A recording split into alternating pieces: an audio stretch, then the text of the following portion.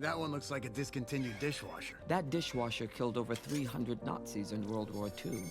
I would have dismantled it, but I thought it might come in use someday. It's known as G.I. Robot.